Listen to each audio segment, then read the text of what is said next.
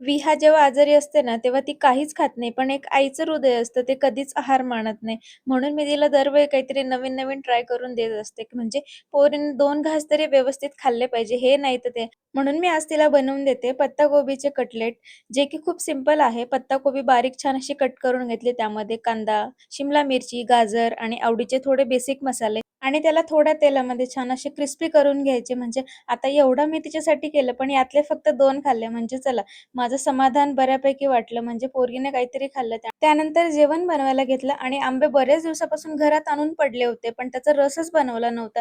म्हणून मग आज फायनली रस बनवून टाकला आणि कैरीचं पण इन्स्टंट असं लोणचं बनवलं.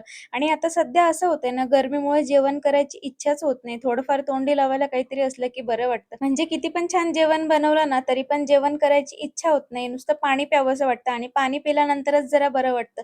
तुमचं पण असं होतं का? मला कमेंट करून नक्की सांगा. इकडे मी छान असं जेवण बनवून घेतलं आणि विहा इकडे छान अशी रमत-गमत खेळत होती.